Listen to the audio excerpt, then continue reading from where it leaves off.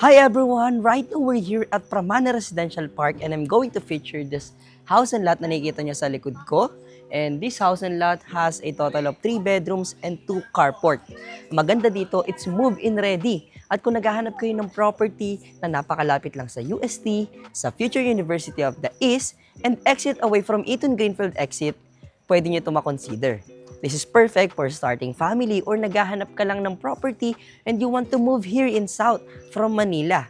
It is just 10 minutes away from New Valley, Santa Rosa, Laguna, and malapit lang tayo sa commercial development ni Greenfield, which is Paseo, and marami pang iba.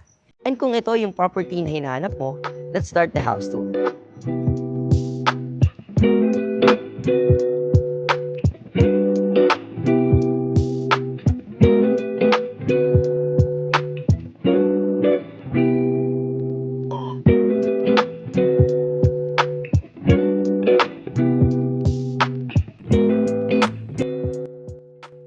Hi everyone! Right now we're here at Pramana Residential Park, one of the most premium villages na available ni Greenfield dito sa kanyang master plan, which is Greenfield City. And for today's video, I'm your host. This is Karen Orga, your Prime Properties. And kung nakikita nyo itong bahay sa likod ko, i-feature natin itong napakagandang bahay sa likod ko located here in Pramana. And this is perfect to someone who's looking for a move-in ready house and lot or malapit sa mga universities, no? Kung ikaw ay starting family or naghahanap ka ng investment na may potential value, pwede mo itong makonsider. UST is just in front of this village. So napakalapit lang niya lalo na pag nagawa yung future access.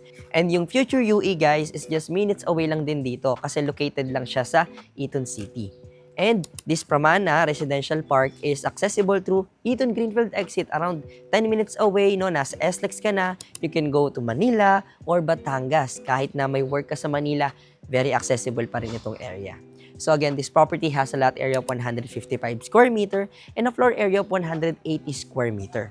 So let's start the house tour. So makikita nyo dito, ang design ng bahay is more on modern Asian tropical. So more on windows, white color or earth tone colors kung makikita nyo naman sa stone na ginamit. And dito sa likod ko, you have a very spacious 2 carport and covered din naman siya. So protected yung mga sasakyan mo. And dito sa 2 carport mo, meron ka ring access dito papunta sa inyong daily kitchen. So kung ikaw ay may daladalang groceries, pagdating mo dito, kahit hindi ka na dumaan sa main entrance, pwede ka makarating dito. So lagay mo lang dyan sa service area, directly may access ka papunta sa inyong kitchen, which is later pupuntahan natin sa video. So this area, nandito yung inyong service area. Mayroon ka ditong toilet and bath. Ayan, so maganda rin siya, no? Pwede sa mga bisita at sa inyong helper's room kung sakali.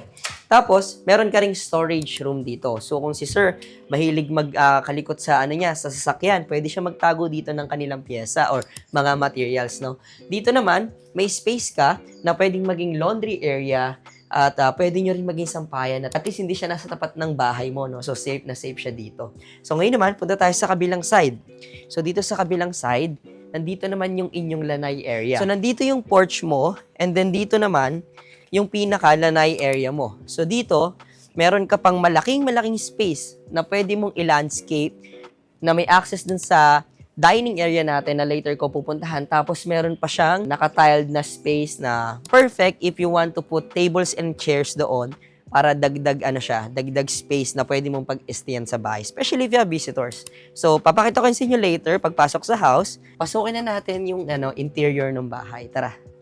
So, ayan guys, pagpasok mo dito sa property, you will be welcomed by an open living layout. So, dito, this will be your living area. And kung mapapansin nyo dito sa house na to guys, marami siyang windows and mga glass door, which is also okay for me kasi dito sa bansa natin, it's a tropical country. So, maganda dito, makapasok ng maganda yung araw, yung hangin, well-ventilated yung buong bahay. So, bubuksan mo lang yan pagka umaga, no? Kung di mo naman kailangan or kapag kagabi, kung di mo kailangan mag-aircon. And dito, since I told you, it's an open layout, after ng living mo, this will be your dining area. And dito sa dining area mo, it can fit comfortably around 6-seater dining table or pwede mo naman going 8 if you are a family of 7 to 8 person, di ba? Pwede rin naman. Ang maganda dito guys, sinabi ko nga sa inyo kanina, sa labas, meron tayong lanay area which has an access from our dining. So, pwede natin to i-open meron tayo ditong landscape. Just imagine it for now. Kasi sa ngayon, open lang siya dahil nga hindi naman ni landscape din to nung huling renter, no? And dito naman, from dining, may access tayo dyan. Meron din tayo ditong access. Ito yung tingin kong pinakalanay area talaga natin kasi ito, tiled siya. And dito, mas maganda at mas premium yung vibe kasi mas malayo sa ating entrance. So, feeling ko mas secured ka dito, mas tago. So, pag may tables and chairs ka dito, ang sarap mag-chill na neto kasi pagpatak ng mga hapon hanggang gabi, malamig na dito sa Pramane Residential Park. So, punta lang ako dun sa may kitchen dahil may access tayo dito. Ayan, from Lanai, going here, meron tayong access. So, again, it's an open layout, living, dining, Lanai, and then this will be your kitchen. I want to mention, guys, kung mapapansin nyo, sa lahat ng open layout, what's common is kita lahat. Kita yung living, dining, and then kitchen. Dito sa layout nito, para siyang pa letter L. Okay? So, from dito sa kitchen, hindi kita ng mismong main door yung inyong kitchen, which is also okay for me dahil ang gusto ko, nakatago naman talaga dapat yan, yung mga panluto, yung mga gamit mo sa loob. Kasi yung iba, minsan, di ba, hindi naman laging malinis yung kitchen natin, lalo na pag mahilig tayo magluto. So at least ito, nakaseparate siya, pero hindi pa rin siya sobrang layo na para may partition. You can feel also the open layout habang nandito ka sa kitchen. So, pwede ka pa rin makipag-bonding. Just like this one, kung nasan yung countertop natin, napakalaki, and it has a sink also. And kung mapapansin nyo dito, naglagay siya ng texture dito sa wall na to. Ginamit niya is may tiles siyang ginamit. Tapos may texture na parang, parang dahon, which is ang ganda. And dito naman, yung pinaka magiging stove natin, provision, na may range hood na rin na nakaabang. Tapos, may mga cabinets dito. Ang napansin ko lang, hindi sobrang dami ng cabinets niya, but if you don't need any, pwede na to siguro, no? Kasi meron ka pa dito sa ilalim ng countertop mo.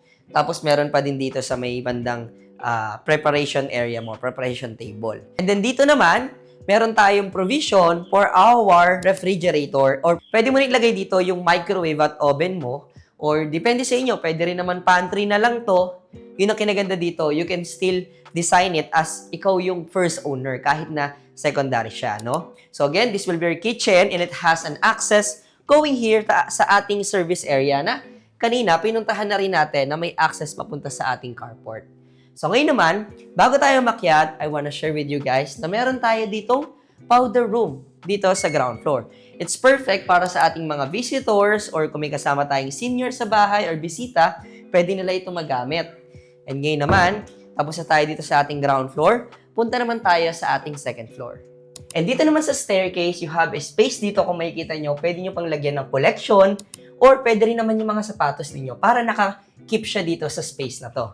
Lakit mo dito guys, you will be welcomed by this huge window na pwede mo ting buksan if you want a fresh air or natural lights. Pwede mo rin i-black out kung gusto mo naman kapag oras na ng mga around tanghali, pwede rin. Pagkakit mo dito guys, meron kang space dito perfect for common area or family area. Dito, pwede mo gawing library para maging reading nook mo, no? And then dito, meron kang view since wala pa namang bahay sa gilid. Dito, may access ka papunta sa inyong balcony. So, perfect na perfect to sa mga kids mo na lagi nag-i-invite ng mga friends niya. Pwede sila mag-stay dito. And then dito naman, we have a total of 3 bedrooms dito sa bahay na ito, guys. So, this will be the first bedroom. So, pagpunta mo dito, guys, mapapansin mo, very spacious ng kanyang first bedroom. And kung may kids ka talaga, matutuwa sila sa ganito kalaking space kasi napakalaki pa nung kanilang i-design or i-layout, no? And ang maganda dito, wala siya masyadong design. So, kung ano man yung pinaka gusto gawin ng anak mo dito sa kwarto na to, magagawa niya. So, again, very spacious. And kung makikita nyo, guys, napakaganda ng ng mga windows. So, pwede mo itong buksan pag gusto mo ng natural air, no, ng anak mo. And then, you have these cabinets, guys, na I think fixed na to. So, ma-enjoy ito ng mga kids mo kasi personal na gamit na lang yung dadalhin nila. And then, this is the first bedroom. And then, this one is the second bedroom. So, dito, pagpunta mo, guys, spacious din siya, pero mas maliit siya compared dun sa una. And this is perfect para kay bunso, no? Or may baby kayo na gusto nyo nakabukod siya ng kwarto, pwede rin naman.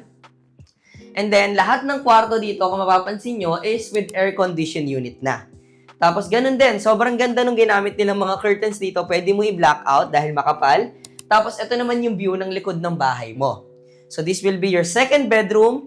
Ngayon naman, punta tayo sa labas because nandito yung ating common toilet and bath. Ito yung pwedeng gamitin ng mga kids ninyo, no? So dito, ito yung pinaka-common toilet and bath nyo. This will be the shower area. Wala lang siyang glass partition, which is, I think, mas maganda. Kasi mostly ng glass partition na nilalagay nila, parang ano lang, partition literal. Ako kasi mas gusto ko yung room.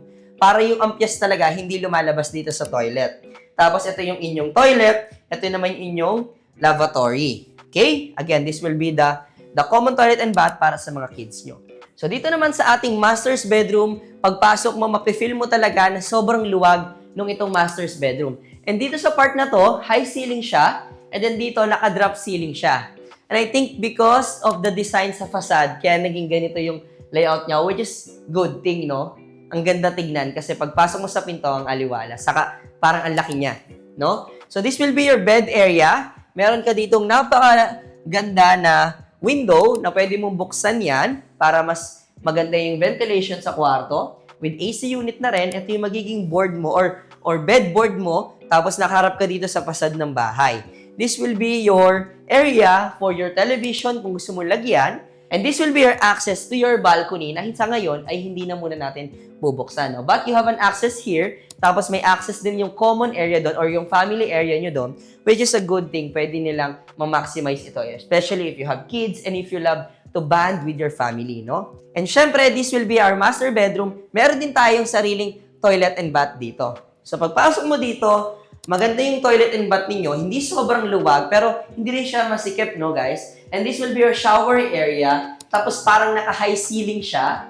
Hindi na siya binago or hindi na ginawang straight. Sinabay na lang sa itsura dyan sa high ceiling sa kwarto, which is good thing. Tapos dito yung shower area nyo. Wala pa siyang glass partition again.